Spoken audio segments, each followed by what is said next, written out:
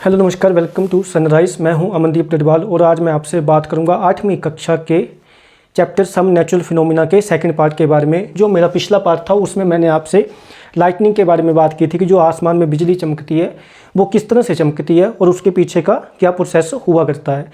तो देखो, जैसे मैंने आपको बताया था कि जो लाइटनिंग होती है उसके पीछे का भी पहले लोग रीज़न नहीं जानते थे।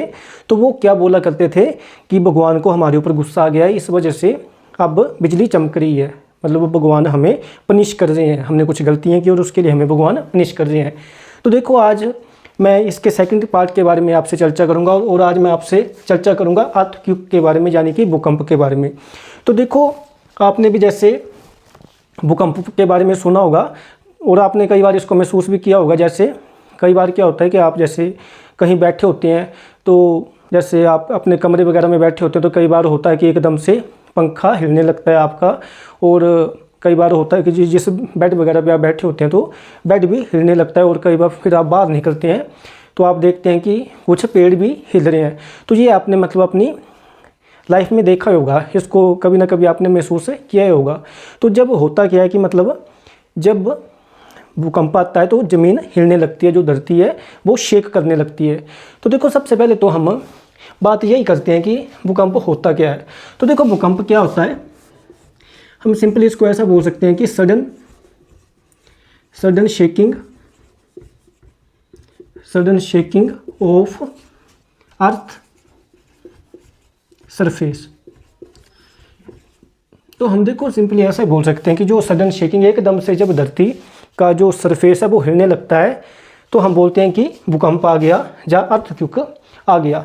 तो देखो, लाइटनिंग की तरह ही जैसे लोगों को पहले ये पता नहीं हुआ करता था कि लाइटनिंग किस वजह से होती है, तो वो बोला करते थे कि भगवान को हमारे ऊपर गुस्सा आ गया है इसलिए लाइटनिंग हो रही है।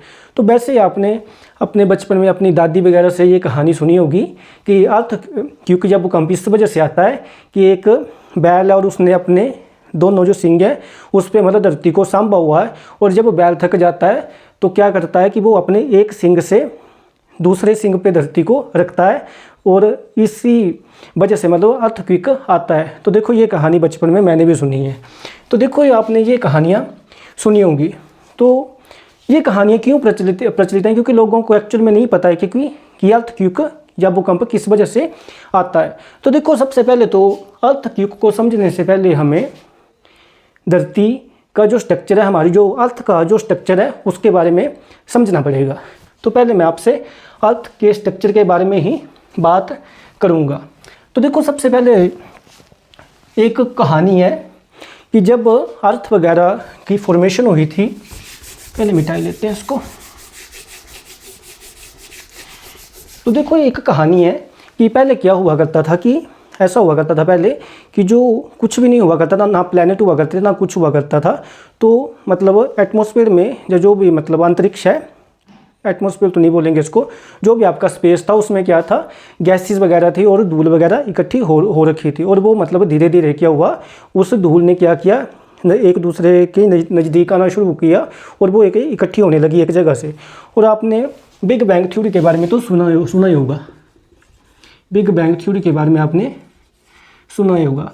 तो ऐसे बोला जाता है कि जो यूनिवर्स है इसकी जो फॉर्मेशन हुई है वो बिग बैंग थ्योरी की वजह से हुई है। कि जो भी आज हमें प्लैनेट वगैरह या जो कुछ भी हमें दिखाई देता है, बोलते हैं कि ये मतलब एक छोटे से मतलब बिल्कुल एक बिंदु की तरह मतलब एक मास था, उसमें था ये सारा। और उसमें इतना ज़्यादा प्रेशर वगैरह क्रिएट हुआ, हीट वगैरह क्रिएट हुई कि उसमें विस्फोट हो गया फिर। तो उसी से ये प्लैनेट वगैरह जहाँ जो भी आज आप यूनिवर्स देखते हैं ये उसी से निकला है। फिर देखो, एक स्टोरी है कि जब अर्थ वगैरह बन गई थी, जब बाकी यूनिवर्स भी बन गया था, हमारा जो सोलर सिस्टम है वो बन चुका था, तो उस समय क्या हुआ था कि जैसे मान लो कि ये हमारी धरती है, अर्थ है, तो इसके साथ एक और प्लैनेट हुआ करता था, बोलते हमारे सोलर सिस्टम में। ऐसी थ्योरी है, ऐसा किसी को पक्का तो नहीं है कि सच में हुआ करता था। बोलते हैं कि एक प्लैनेट हुआ करता था और उसका नाम था थिया। क्या नाम था इस प्लैनेट का? नाम थिया। तो ऐसा बोला जाता है कि जो ये थिया प्लैनेट है ये पृथ्वी के साथ टकरा गया था, इसने इसको टक्कर मार दी थी हमारी अर्थ को। तो अर्थ इसकी टक्कर की वजह से जो अर्थ का टेम्परेचर है वो बहुत ज़्यादा बढ़ गया था। और आपने जैसे देखा होगा कि ज्वालामुखी से कई बार मैग्मा वगैरह निकलता है रेड कलर का, पिघला हुआ लावा बोलते हैं उसको हिंदी में, या इंग्लिश में उसको मैग्मा बोलते हैं। तो हमारी धरती भी मतलब पूरी तरह से एक मैग्मा की तरह हो गई थी, एक पूरा जो मतलब लावा था बिल्कुल, मतलब ये एक तरह से पिघल चुकी थी।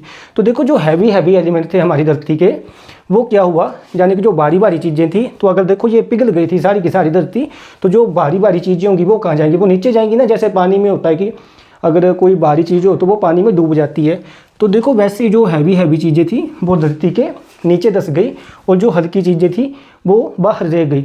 और देखो उसके बाद क्या हुआ कि कुछ एस्टेरॉयड्स, कुछ मतलब जैसे आप बोल सकते हैं क्षुद्र ग्रह बोलते हैं उनको हिंदी में, जहाँ पे ऐसा भी सिंपली बोल सकते हैं कि कुछ उल्कापिंड वगैरह, कुछ मतलब और भी उल्कापिंड वगैरह जैसे या एस्टेरॉयड वगैरह धरती पे गिरे आके, इन्होंने भी धरती को स्ट्राइक किया। तो ये अपने साथ पानी लाए, और पानी लाए तो मतलब धरती पे पानी फैल गया।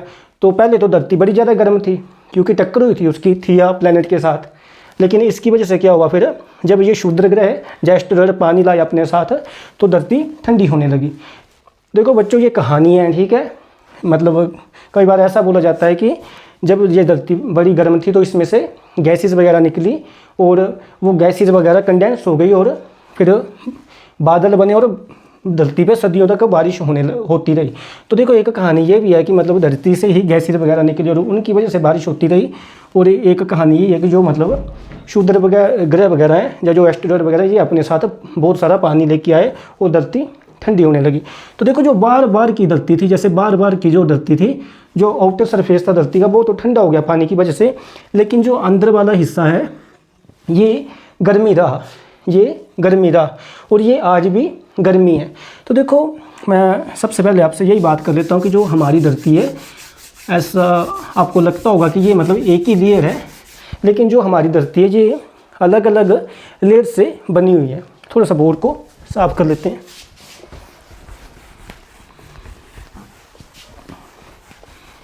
तो देखो सबसे पहले मैं आपसे बात करता हूँ स्ट्रक्चर ऑफ अर्थ के बारे में।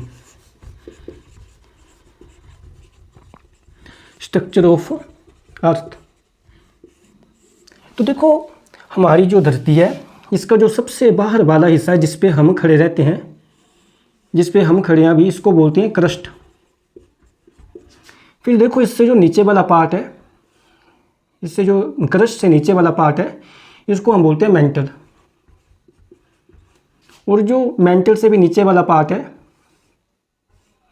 ये आ जाता है बिल्कुल धरती का सेंटर, तो इसको हम बोलते हैं कोर। और ये वाला हिस्सा है इसको बोलते हैं आउटर कोर, और ये वाला हिस्सा है इसको बोलते हैं इनर कोर।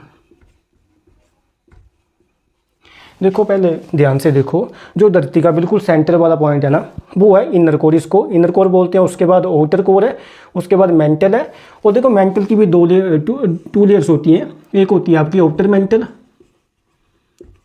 मेंटल सॉरी, और एक होती है आपकी इनर मेंटल।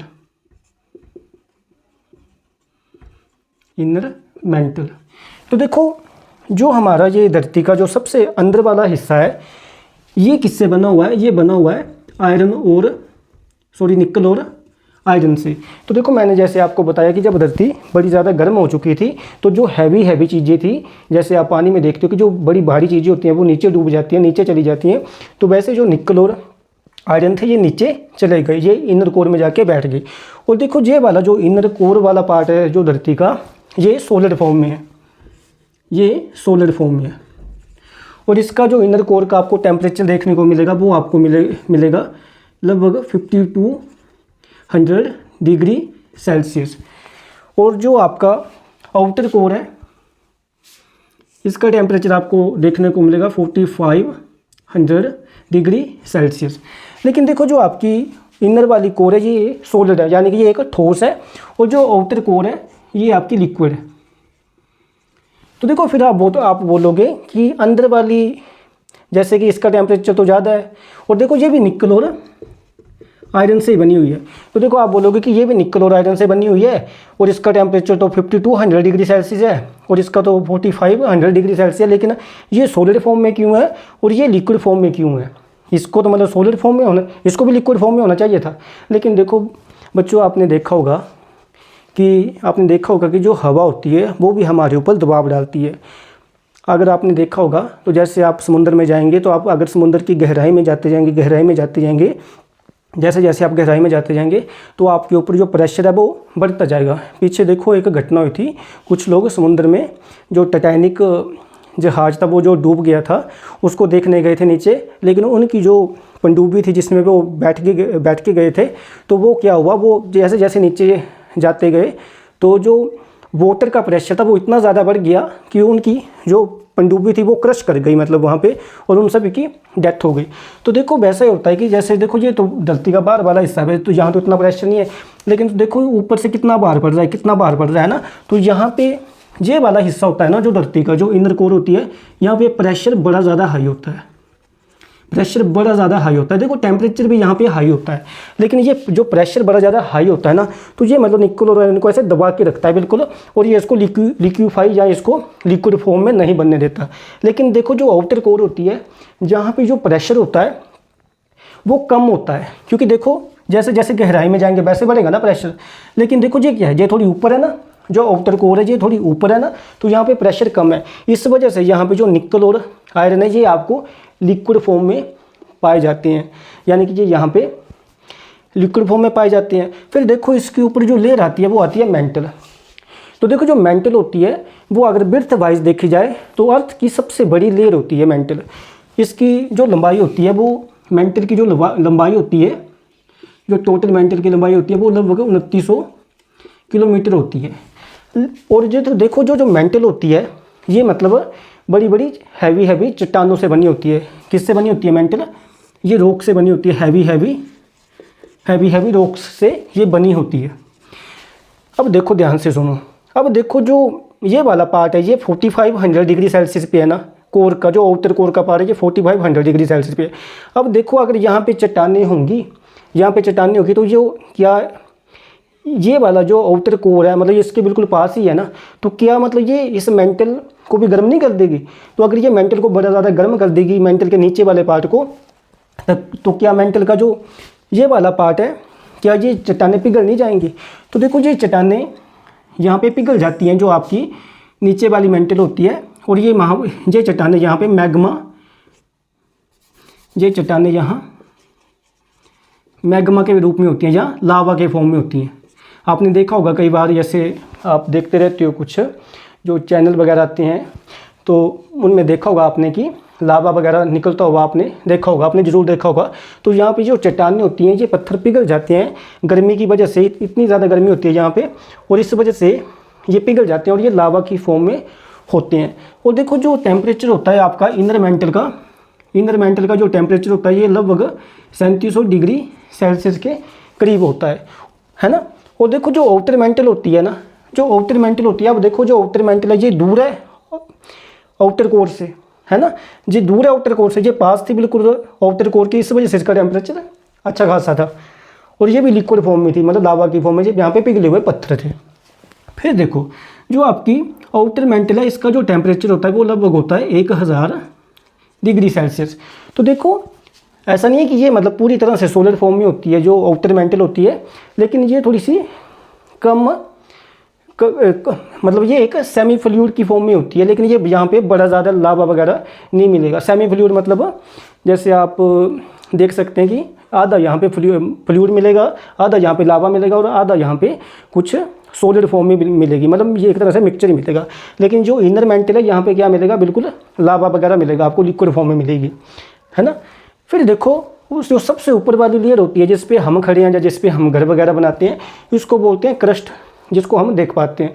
तो जो अर्थ का सबसे बाहर वाला हिस्सा होता है इसको हम क्रस्ट बोलते हैं। इतनी सी बात समझ आई मेरे ख्याल से आपको।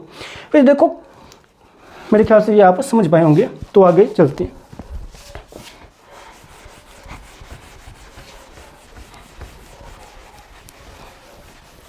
फिर देखो जो अर्थ की क्रस्ट होती है, जो अर्थ की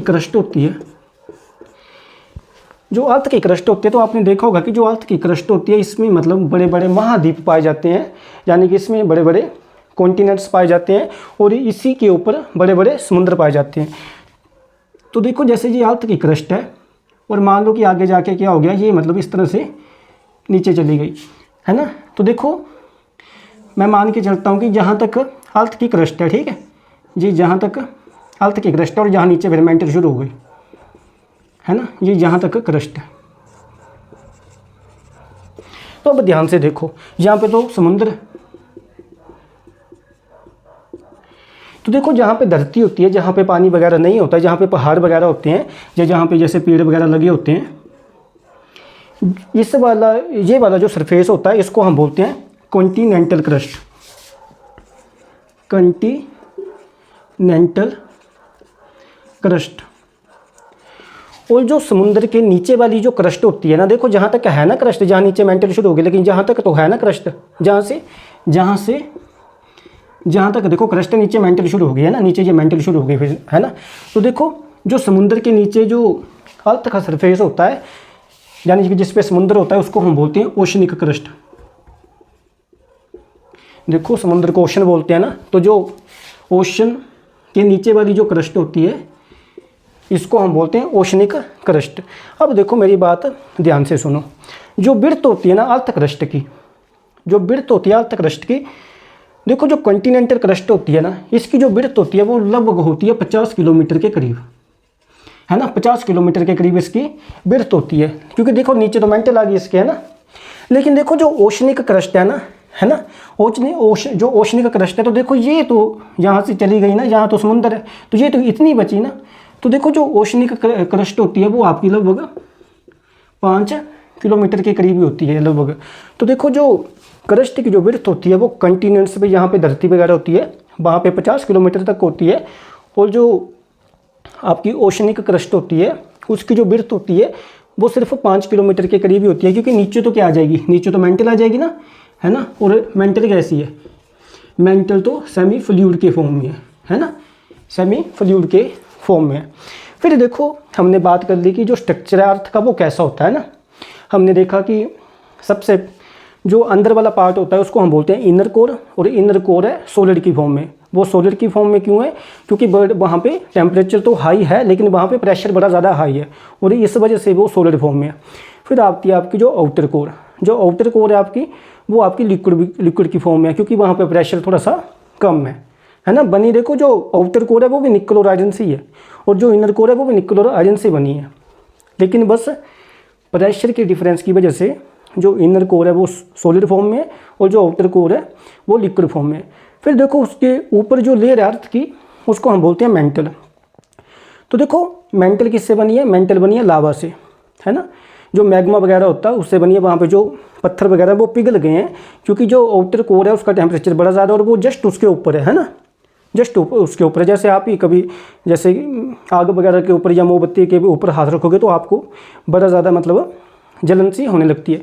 तो जो आपकी मेंटल है, मतलब इनर मेंटल है, वो जस्ट आउटर कोर के ऊपर है, तो इस वजह से वो मतलब लिक्विड की फॉर्म में है, जो चट्टानें वहाँ पे पिघल जाती हैं।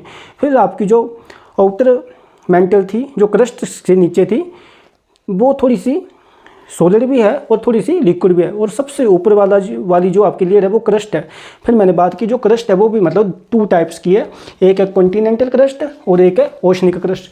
जो समुद्र के नीचे वाली क्रस्ट होती है उसको हम बोलते हैं ओशनिक क्रस्ट, और जो हमारी जो जहाँ पे मतलब महाद्वीप वगैरह होते हैं या जहाँ पे धरती वगैरह होती है वहाँ पे जो क्रस्ट होती है उसको हम बोलते हैं कॉन्टिनेंटल क्रस्ट। तो इतनी से हमने बात की।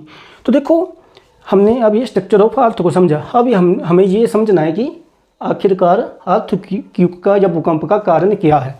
तो अब हम उसको देख लेते हैं।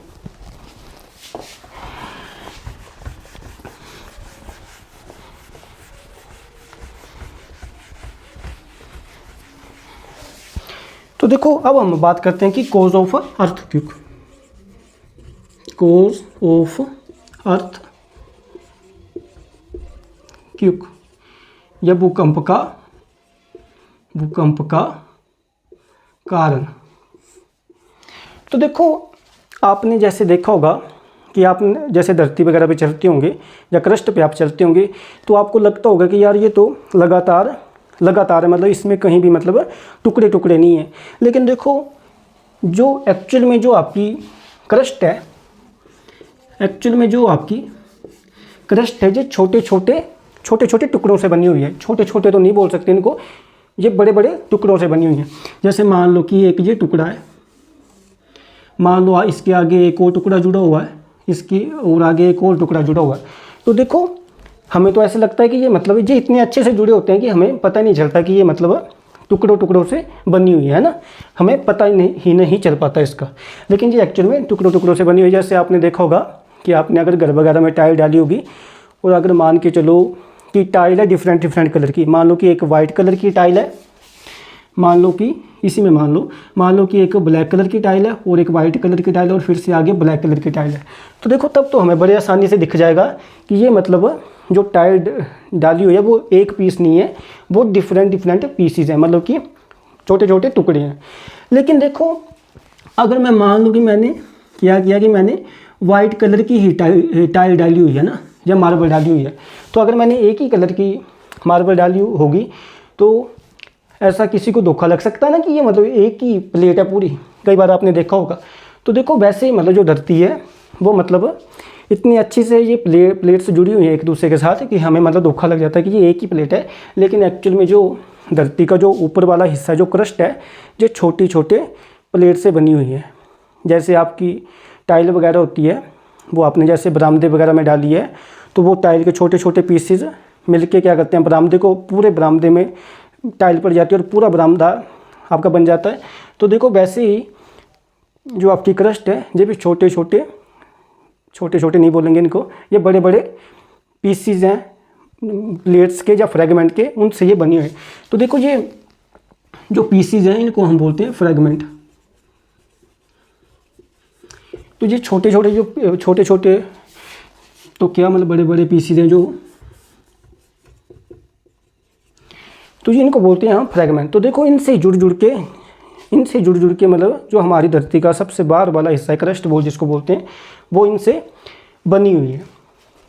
फिर देखो जो हर एक जो फ्रेगमेंट होता है, हर एक जो पीस होता है, उसको हम क्या बोलते हैं, उसको हम बोल देते हैं एक प्लेट, उसको हम बोल देते हैं एक प्लेट। तो देखो सबसे पहले मैं उम्मीद करता हूँ कि जहाँ तक आपको समझ आया होगा कि जो धरती का बाहर वाला हिस्सा जो क्रस्ट है आपकी, वो छोटे छोटे मतलब टुकड़ों से बनी हुई है ना, मतलब बड़े बड़े टुकड़ों से बनी हुई है। और वो मतलब इतने अच्छे से एक दूसरे के साथ जुड़े हुए हैं कि हमें पता नहीं चलता कि धरती मतलब टुकड़ों से बनी हुई है। फिर देखो ये तो बात समझ आती है कि हाँ कि जो धरती है वो बड़े बड़े पीसेस से बनी हुई है ना, और वो मतलब एक सिंगल पीस नहीं है, वो बड़े बड़े पीसेस से बनी हुई है। फिर भी लेकिन देखो बात आती है कि फिर भी भूकंप का क्या कारण है ना। तो देखो भूकंप का कारण क्या है, जैसे मैंने आपको बताया कि जो मेंटल है आपकी ये एक सेमी फ्लूइड के फॉर्म में, सेमी फ्लूइड की फॉर्म में है ना। और जो आप इसके नीचे है जो आपकी कोर है,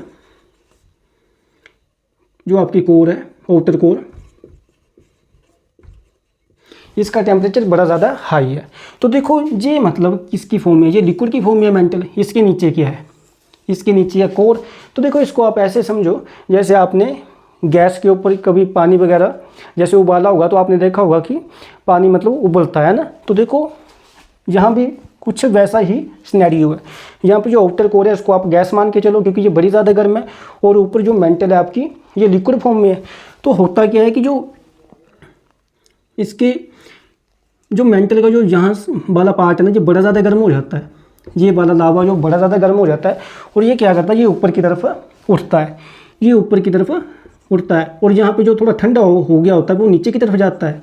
तो लगातार क्या होता है, जैसे आपने पानी उबलता देखा होगा कि जैसे बड़ी ज़्यादा हलचल होती है पानी में, तो वैसे ही यहाँ पे मतलब क्या होता है, कन्वेक्शन बोलते हैं इसको, है ना, कि जो गर्म हो चुका है बिल्कुल लावा वो ऊपर उठ रहा है, जो थोड़ा सा ठंडा हो गया वो नीचे जा रहा है। तो इसको बोलते हैं हम कन्वेक्शन, इसको हम बोलते हैं कन्वेक्शन करंट। इतनी सी बात समझ आई कि आउटर कोर की वजह से मेंटल बड़ी ज़्यादा गर्म हो गई है और जो लावा है वो उबल रहा है यहाँ पे, और उसकी वजह से क्या हो रहा है कि जो लावा बड़ा ज़्यादा गर्म है वो ऊपर की तरफ उठ रहा है, फिर जो ऊपर थोड़ा सा ठंडा लावा है तो वो भी गर्मी है, लेकिन जो थोड़ा सा ठंडा है वो नीचे की तरफ जा रहा है, और ये एक तरह से लगातार मूवमेंट चल रही है ऊपर नीचे, जैसे पानी आपका उबलता है उस तरह की ये मूवमेंट चल रही है। अब मैंने आपको बताया कि जो अर्थ की क्रस्ट है वो पीसीज में डिवाइड है, या वो फ्रेगमेंट में डिवाइड है, या वो प्लेट्स में डिवाइड है। ऐसा नहीं कि वो एक ही प्लेट है, वो प्लेट्स में डिवाइड है। एक प्लेट है जी, एक आगे एक प्लेट जुड़ी हुई है, तो इस तरह से ये डिवाइड है। फिर आप एक बात मेरी पहले ध्यान से सुनो कि मान लो कि मेरे पास ये पानी है, ये पानी है, और इस पानी में मान लो कि अगर हलचल हो रही है, और यहाँ पे मैं कुछ, जैसे यहाँ पे कुछ मैं डाल दूँ, जैसे ये एक ये किश्ती है, एक ये किश्ती है, और एक ये किश्ती है ना, तो मैंने ये डाल दी यहाँ पे। तो देखो अगर ये पानी नीचे से हिलेगा, अगर ये पानी नीचे से हिलेगा तो क्या ये किश्तियाँ भी नहीं हिलेंगी? हिलेंगी ना ये। तो वैसे देखो ये मेंटल है, ये भी मतलब एक तरह से मैग्मा है, जो ये भी मतलब ऊपर नीचे जा रहा है ना, बड़ी ज़्यादा हलचल हो रही है। और जो प्लेट्स हैं, मतलब जो प्लेट्स हैं, जो अर्थ क्रस्ट है, ये प्लेट्स हैं जो इसके ऊपर है, इसके ऊपर है ना। जैसे पानी के ऊपर ये किश्तियाँ थी, और अगर पानी हिलेगा तो ये किश्तियाँ भी हिलना शुरू कर देंगी। वैसे ही अगर ये लिक्विड फॉर्म में जो मेंटल है, इसके ऊपर अगर ये प्लेट्स हैं जिनसे क्रस्ट बनी हुई है, जिनसे क्रस्ट बनी हुई है, तो क्या जब ये फ्लूइड हिलेगा, जब ये मूवमेंट करेगा, तो क्या ये प्लेट्स भी हिलना शुरू नहीं कर देंगी? है ना, ये प्लेट्स भी हिलना शुरू नहीं कर देंगी। तो देखो ये प्लेट्स हिलना शुरू कर देंगे तो क्या होगा, जो अर्थ क्रस्ट है ये भी हिलना शुरू कर देगी, है ना, ये भी हिलना शुरू कर देगी। तो जब अर्थ क्रस्ट हिलना शुरू कर देगी तो हम बोलेंगे कि भूकंप आ गया, है ना, ऐसा ही होगा ना। और देखो जब ये प्लेट्स हिलना शुरू करेंगी तो कई बार क्या होता है, जैसे ये मान लो कि जैसे यहाँ पानी अगर हिलना शुरू करेगा, तो अगर ये किश्तियाँ एक दूसरे के पास है तो ये एक दूसरे को टक्कर भी मार सकती हैं, एक दूसरे के ऐसे मतलब रगड़ भी सकती हैं, है ना, इस तरह की मूवमेंट होगी ना। तो वैसे देखो जहाँ पे जब ये प्लेटें मतलब हिलना शुरू कर देंगी, तो हो सकता है कि ये एक दूसरे को ऐसे टक्कर मार दें, हो सकता है कि ये ऐसे ऐसे रगड़ना शुरू कर दें, है ना, इस तरह से मूवमेंट करना शुरू कर दें। तो इसी की वजह से जब ये एक दूसरे को टक्कर मारेंगी तो क्या होगा, बड़ी ज़्यादा एनर्जी रिलीज़ होगी, और वो एनर्जी रिलीज़ होगी और वो फिर अर्थ के सरफेस की तरफ जाएगी, और अर्थ के सरफेस की तरफ जाएगी तो हमें भूकंप महसूस होगा, जहाँ हमें शेकिंग ऑफ अर्थ महसूस होगी, और हम बोलेंगे कि धरती कांप रही है। तो देखो मैं उम्मीद करता हूँ कि आपको ये बात समझ आई होगी। अब मैं आपसे ये बात करूँगा कि ये जो प्लेट्स हैं, मतलब जो अर्थ की प्लेट्स हैं, जो मतलब कंपन कर रही हैं किसके, मेंटल में जो कन्वेक्शन करंट पैदा हो रही है उसकी वजह से ये प्लेट्स मतलब हिल रही हैं, है ना। तो अब मैं बात करूँगा कि ये किस तरह से आपको एक दूसरे को टक्कर मार सकती हैं। तो इसके बारे में हम आगे बात करते हैं। पहले बोर्ड को कर लेते हैं साफ।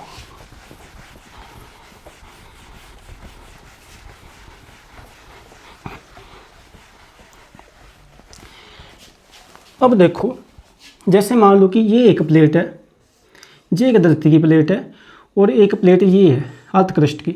तो इन्होंने क्या किया, इन्होंने एक दूसरे को टक्कर मारी। इन्होंने क्या किया, एक दूसरे के साथ ये किया कि ये एक दूसरे के साथ की कोलाइड का मतलब होता है टक्कर मारी। और देखो मेरी तरफ, जैसे मान लो कि ये दो प्लेट्स आ रही हैं ना, ये मतलब दो प्लेट्स आ रही हैं एक तरफ, और ऐसा हुआ कि एक नीचे चली गई और एक ऐसे ऊपर उठ गई, ऐसा हुआ, ऐसे आ रही थी एक दूसरे की तरफ और ऐसे हुआ, है ना, इस तरह से। तो आप देखोगे जो मेरा दायां हाथ है ये मतलब ऐसे ऊपर की तरफ उठ गया।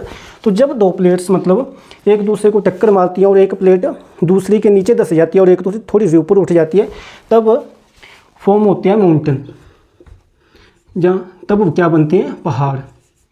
जो हमारा हिमालय है वो भी इसी तरह से बना हुआ है। तो देखो जो फॉर्मेशन ऑफ माउंटेन्स होती है, जब पहाड़ों का जो निर्माण होता है वो भी इसी वजह से होता है, इन प्लेटों के आपस में टक्कर की वजह से होता है। फिर देखो, लेकिन देखो कोलाइड की ना, तो जब ये कोलाइड की तो होगा क्या, जब एक दूसरे को टक्कर मारेंगे। देखो जैसे आपने देखा होगा कि जब दो गाड़ियाँ एक दूसरे को टक्कर मारती हैं तो क्या होता है, झटका लगता है ना। जो आगे वाला बंदा होता है उसको ज़्यादा झटका लगता है, जो थोड़ा पीछे होगा उसको थोड़ा कम लगेगा, है ना, लेकिन झटका तो महसूस होता है ना। तो देखो वैसे जब ये मतलब प्लेट से एक दूसरे को टक्कर मारेंगी तो एक बड़ी ज़्यादा एनर्जी प्रोड्यूस होगी, और उसकी वजह से क्या आ जाएगा, धरती पे भूकंप आ जाएगा। फिर देखो एक और तरीका होता है इन प्लेट्स का। अब ये प्लेट्स क्या करती हैं, एक दूसरे के साथ रगड़ना शुरू कर देती हैं।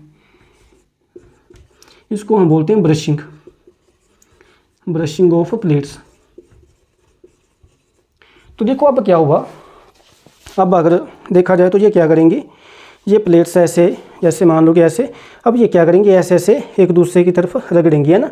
लेकिन देखो ये बड़ी स्मूथ तो है नहीं कि ये मतलब एक दूसरे के ऐसे ऐसे, जैसे मेरे हाथ हैं तो ये तो स्मूथ है, तो ये रगड़ेंगे तो कोई ऐसा नहीं कोई झटका लग जाएगा। लेकिन देखो मैंने आपको जैसे फ्रिक्शन वाला चैप्टर भी पढ़ाया था, तो मैंने आपसे ये बात की थी कि जब भी दो चीज़ें कॉन्टैक्ट में आती हैं तो फ्रिक्शन की फोर्स पैदा होती है, और फ्रिक्शन की फोर्स पैदा होती है इंटरलॉकिंग की वजह से। तो देखो ये जो प्लेट है, ऐसे ऐसे देखो इसको, ये देखो ये वाली प्लेट है, तो इसमें भी देखो ये इरेगुलरिटीज़ है। और ये वाली प्लेट है, जो नीचे वाली प्लेट है, सॉरी हाँ ठीक है।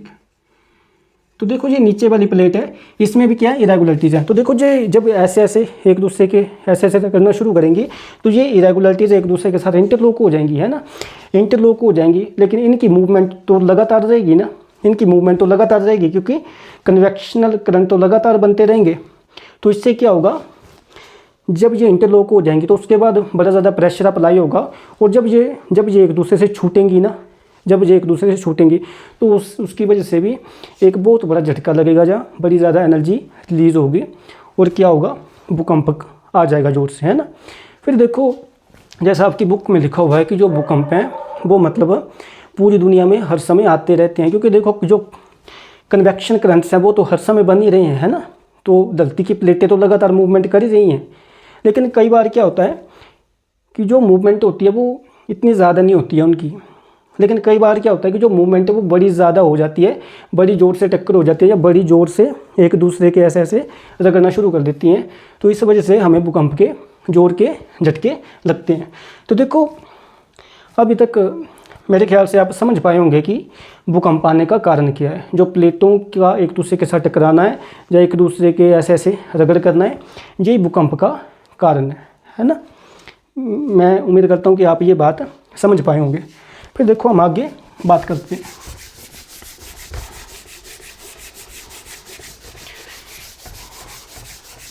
फिर देखो जैसे मान लो कि ये दो प्लेटें हैं, ये दो प्लेटें और ये आपस में टकराई, है ना।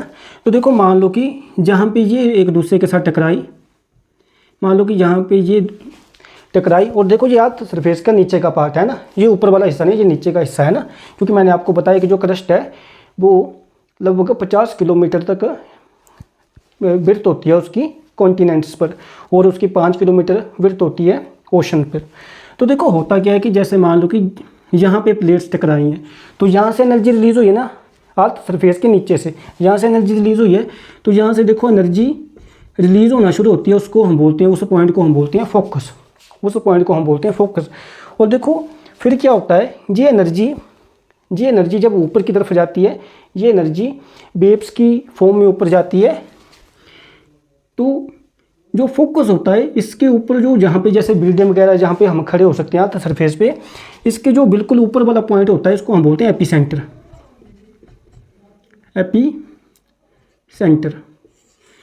तो देखो जहाँ से जो दो प्लेटें रगड़ी ना पहले नीचे, है ना, तो दो प्लेटें जब रगड़ी तो जहाँ से एनर्जी रिलीज़ हुई ना अर्थ क्रस्ट के जो नीचे वाले पार्ट से, तो उसको हम बोलते हैं फोकस, जहाँ से एनर्जी आ रही है। और जो फोकस से बिल्कुल अबव जो पॉइंट होता है अर्थ के सरफेस पे, उसको हम बोलते हैं एपीसेंटर। उसको क्या बोलते हैं हम, एपीसेंटर। जैसे देखो यहाँ से एनर्जी रिलीज़ हुई ना, और सबसे पहले जो झटके या कंपन महसूस की वो इस पॉइंट पे महसूस की, इसके ये बिल्कुल ऊपर है, तो इसको हम बोलते हैं एपीसेंटर। बात समझ पा रहे हो। फिर देखो हम आगे बात करते हैं। फिर देखो जो भूकंप है, ऐसा नहीं कि भूकंप मतलब हर जगह पे बड़ी ज़्यादा ज़ोर के आते हैं, ऐसा भी नहीं है। लेकिन देखो होता क्या है कि जहाँ पे दो प्लेट्स एक दूसरे के साथ जुड़ती है ना, जैसे कि मान लो ये एक प्लेट है और ये दूसरी प्लेट है, एक दूसरे के साथ जुड़ गई है ना, तो देखो ये वाला जो हिस्सा होगा ना, ये वाला जो हिस्सा होगा बिल्कुल नज़दीक वाला जहाँ पे दो प्लेट्स जुड़ रही हैं, तो देखो जब भी क्या होगा, जब ये दोनों टकराएंगी, जब ये दोनों टकराएंगी तो सबसे ज़्यादा जो इम्पैक्ट होगा वो पास वाले हिस्से पे होगा ना, जो इसके क्लोज होगा उस पर ज़्यादा इम्पैक्ट होगा ना, है ना। तो देखो जो ये प्लेट बाउंड्रीज होती है ना, जो ये प्लेट बाउंड्रीज होती हैं, ये जो प्लेट बाउंड्रीज होती हैं इसको हम बोलते हैं वीक जोन, या इसको हम और भी बोलते हैं फॉल्ट जोन। तो देखो जहाँ पे दो प्लेटें आपस में मतलब जुड़ती हैं, वहाँ पे सबसे ज़्यादा खतरा होता है जोर का भूकंप आने का। अब देखो ना, जैसे वही बात आ गई कि दो गाड़ियाँ टकराई, तो दो गाड़ियाँ टकराई तो सबसे ज़्यादा इम्पैक्ट पड़ेगा जो बंदे अगली वाली सीट पे बैठे होंगे, फिर जो पीछे वाले बंदे उनको कम इम्पैक्ट पड़ेगा। तो देखो जो सबसे ज़्यादा खतरा होगा बंदों को, वो जो बिल्कुल जहाँ पे दो प्लेटें जुड़ती हैं उनकी बाउंड्री पे जो लोग रहते होंगे सबसे ज़्यादा खतरा उनको होगा। फिर देखो जो लोग थोड़े से इस तरफ होंगे उनको थोड़ा कम खतरा है ना, उनको इतनी ज़ोर से झटका नहीं लगेगा। मैं उम्मीद कर रहा हूँ कि आपको मेरी बात समझ आई होगी। तो इसी को बोलते हैं हम फॉल्ट जोन, है ना। और देखो जो वेव्स निकलती है ना, जैसे मैंने आपसे बात की थी कि जो फोकस होता है वहाँ से वेव्स चलना शुरू होती हैं और वो अर्थ के सरफेस की तरफ जाती हैं। तो देखो जो वेव्स जाती हैं अर्थ के सरफेस की तरफ फोकस से, उनको हम बोलते हैं सिस्मिक वेव्स, या आप देखो हिंदी में ऐसा भी बोल सकते हैं भूकंपीय तरंगे, है ना। तो देखो ये फोकस होता है ना, जो ये होता है मतलब जहाँ पे दो प्लेट्स टकराती हैं आपस में, ये वहाँ पे होता है, इसके ऊपर बिल्कुल होता है एपिसेंटर, है ना। तो देखो ये वेव्स यहाँ से निकलेंगे ना, ये एनर्जी फोकस से निकलती है ना, और जब ये मतलब ऊपर तक जाती हैं तो इनको हम बोलते हैं सिस्मिक वेव्स या भूकंपीय तरंगे। फिर देखो बात आती है कि जैसे मैंने आपसे लाइटनिंग के बारे में बात की थी, तो देखो लाइटनिंग है जो, उसके बारे में तो हमें फिर भी पहले पता चल जाता है कि जो लाइटनिंग है उससे हम अपनी प्रोटेक्शन कैसे कर सकते हैं, है ना। लेकिन देखो जो आपका भूकंप है, हमें ये तो पता है कि भूकंप आता क्यों है, लेकिन देखो आज तक हम ये पता नहीं लगा पाते पहले कि भूकंप आने वाला है या भूकंप नहीं आने वाला है। तो देखो भूकंप का पता नहीं लगाया जा सकता कि कब भूकंप आएगा, लेकिन मान लो कि कोई तूफान आने वाला है या बारिश आने वाली है, आप भी देखते होंगे, तो आजकल तो बड़ी आसानी से पता चल जाता है कि कब बारिश होगी कब नहीं होगी। लेकिन देखो भूकंप का कोई पता नहीं कब आ जाए, है ना। तो भूकंप के हमें रीज़न तो पता है कि भूकंप आता क्यों है, लेकिन हम अभी तक ये प्रेडिक्ट नहीं कर सकते कि भूकंप आता क्यों है। फिर देखो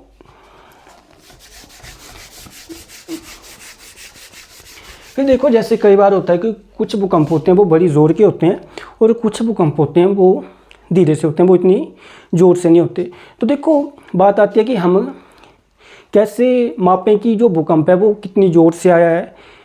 जैसे मान लो कि हमारे जो गुजरात है, भुज में एक भूकंप आया था और उससे बड़ी ज़्यादा तबाही हुई थी। जो हमारा हिमाचल प्रदेश का कांगड़ा ज़िला है, यहाँ भी 1905 में भूकंप आया था। तो जो कांगड़ा है तब बड़ी ज़्यादा यहाँ पे भी तबाही हुई थी, और जो कश्मीर है वहाँ भी 2005 में भूकंप आया था, तो वहाँ भी बड़ी ज़्यादा तबाही हुई थी। और पीछे आपने देखा होगा कि जैसे जो देश था टर्की, वहाँ पे भी भूकंप आया तो काफ़ी लोग वहाँ पे मारे गए थे। फिर बात आती है कि हम जो भूकंप को मापने वाला यंत्र होता है, जहाँ आप ऐसा बोल सकते हैं कि जो इंस्ट्रूमेंट होता है कि जो पता लगाएगा कि ये भूकंप कितनी ज़ोर का आया है, वो अब हम उसके बारे में बात करते हैं। How we measure earthquake. तो देखो भूकंप का पता लगाने के लिए जो इंस्ट्रूमेंट होता है इसको हम बोलते हैं सिस्मोग्राफ।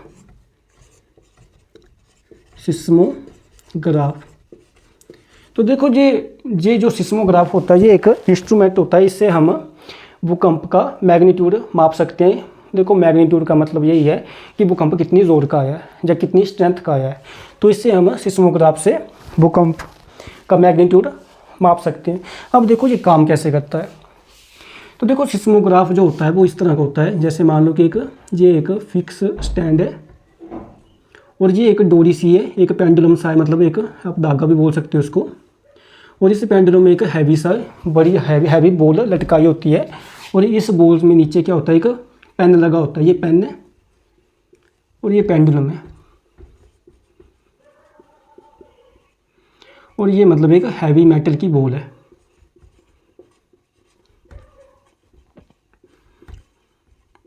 हैवी मेटल की बॉल है। तो देखो ये वाला जो पेन लगा हुआ है, तो यहाँ पे क्या होता है कि ड्रम सा होता है, ऐसे ड्रम सा होता है, आप समझ सकते होंगे ड्रम क्या होता है। और देखो ड्रम के ऊपर क्या होता है, एक मतलब शीट लगी होती है, पेपर होता है इसके ऊपर एक पेपर। तो देखो जब भूकंप आता है ना, तो ये वाला पार्ट और ये वाला पार्ट, ये ड्रम वाला पार्ट ये कांपने लगता है।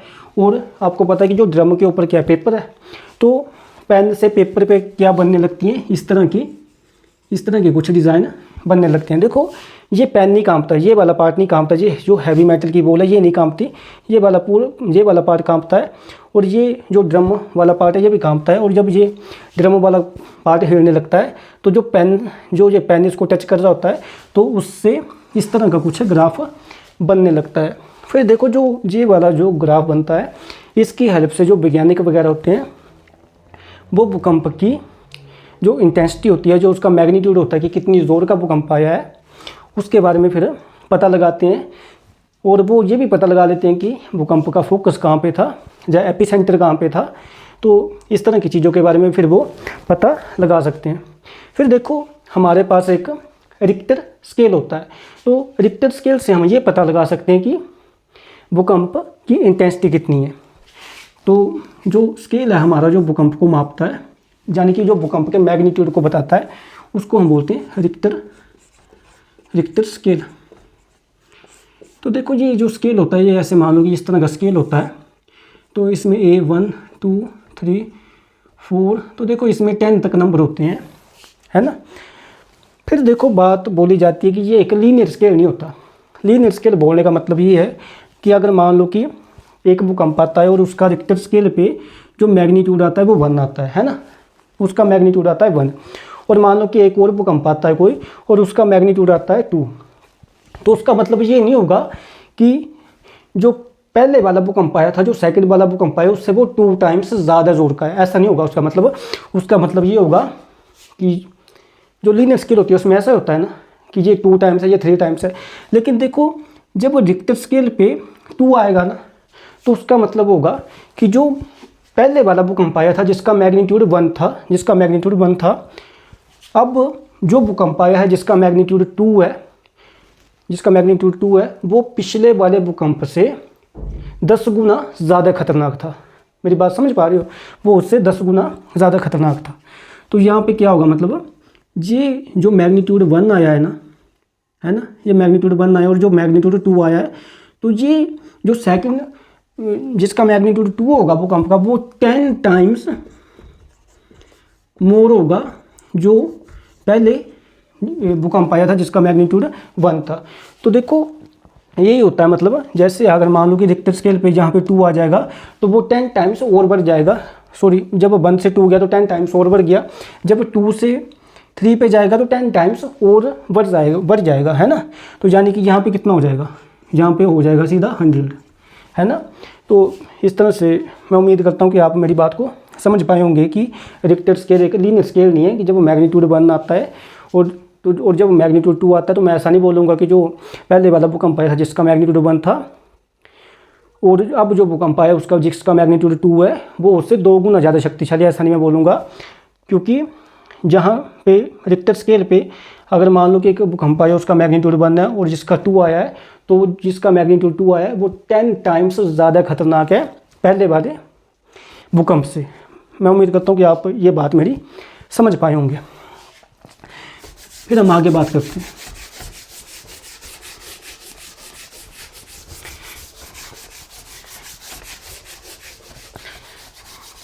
फिर देखो आप बोलोगे कि क्या सभी भूकंप है जो मतलब आते हैं वो बड़े ज़्यादा खतरनाक होते हैं? तो देखो ऐसा नहीं होता है। जिन भूकंप का मैग्नीट्यूड, आप इसको इंटेंसिटी भी बोल सकते हैं, देखो मैग्नीट्यूड इंटेंसिटी का मतलब यही है कि भूकंप कितनी ज़ोर का आया है, इसका मतलब यही होता है। तो देखो जिन भूकंप का मैग्नीट्यूड 3 तक होता है रिक्टर स्केल पे, वो भूकंप कम खतरनाक होते हैं।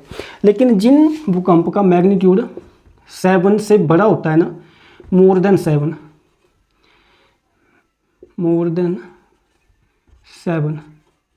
तो वो वाले भूकंप होते हैं वो बड़े ज़्यादा खतरनाक होते हैं। तो देखो जो गुजरात में भूकंप आया था ना, उसका जो रिक्टर पैमाने पे मैग्नीट्यूड था वो 7.5 से भी ज़्यादा था। तो सोचो आप कितना ज़्यादा वो खतरनाक भूकंप था। जो कश्मीर वाला भूकंप था उसका भी जो मैग्नीट्यूड था वो रिक्टर पैमाने पे 7.5 से ज़्यादा था, है ना। तो यहीं पे आप समझ पाते हैं कि जो अगर 7.5 तक भी अगर रिक्टर पैमाने पे अगर कोई भूकंप आता है तो फिर वो भूकंप बड़े ज़्यादा खतरनाक हो सकते हैं और वो हमारी जान भी ले सकते हैं। फिर हम देखो आगे बात करते हैं कि हम भूकंप से बच कैसे सकते हैं, है ना। थोड़ा सा बोर्ड को साफ कर लेते हैं।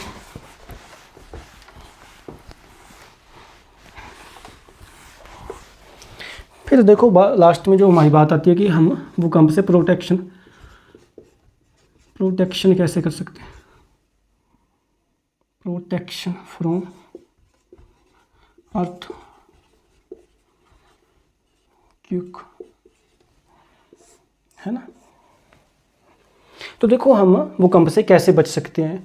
तो देखो सबसे पहली बात तो यही आती है कि जैसे मान लो कि आजकल हम बड़ी बड़ी बिल्डिंगों में रहते हैं, जहाँ हमने जो भी घर वगैरह बनाए होते हैं वो सीमेंट से बने होती हैं, ईंटें वगैरह लगी होती हैं, है ना।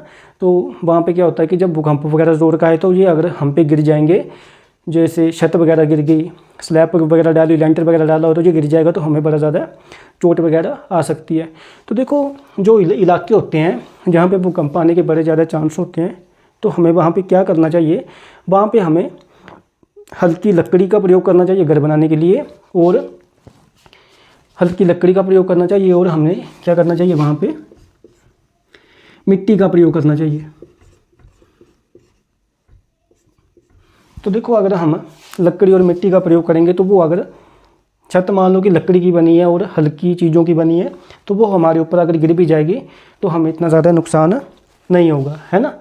फिर देखो बात आती है कि अगर मान लो कि अपने घर के अंदर ही बैठे हुए हैं तो उस केस में आप क्या कर सकते हैं कि जैसे मान लो कि भूकंप आ रहा है तो आप किसी टेबल के नीचे छुप सकते हैं। जैसे मान लो कि कोई लकड़ी वगैरह का टेबल है तो आप उसके नीचे छुप सकते हैं, इससे आप बच जाएंगे। आपने अपने सर को बचाना है। और अगर आप बेड वगैरह पे लेटे हुए हैं तो आप क्या कर सकते हैं, जो पिल्लो होता है उसको अपने सर पे रख सकते हैं और इससे भी आप मतलब अपने सर को बचा सकते हैं। अगर आप मान लो कि कहीं बाहर घूम रहे हैं तो किसी बड़े पेड़ के नीचे या किसी बिल्डिंग के पास खड़े नहीं होना है, कि किसी खुली जगह पे चले जाना है। अगर आप सफ़र वगैरह कर रहे हैं किसी बस वगैरह में तो उसके अंदर ही रहना है, और जो ड्राइवर वगैरह है आपका उसको बोलना है कि आप बस को धीरे धीरे चलाओ और किसी ऐसी जगह पे ले चलो जहाँ पे मतलब खुला मैदान हो। जैसे जो बिजली की तारें वगैरह हैं, जो खंभे वगैरह हैं, उनसे भी दूर रहना, क्योंकि वो भी गिर सकते हैं और इससे आपको इलेक्ट्रिक शॉक भी लग सकता है। तो देखो इन बातों का ध्यान रख के आप भूकंप से बच सकते हैं। जहाँ आप बिल्डिंग बनाने में इस तरह के मटीरियल का यूज़ करें जो मतलब मटीरियल आसानी से मतलब जो शॉक वेव्स होती हैं या जो भूकंप की जो तरंगें होती हैं जब झटका लगता है तो उसको वो एब्जॉर्ब कर लें। तो आप इस तरह से कुछ मतलब चीज़ें अपना के भूकंप से अपनी रक्षा कर सकते हैं। मैं उम्मीद करता हूँ कि आपको ये पाठ पसंद आया होगा। धन्यवाद।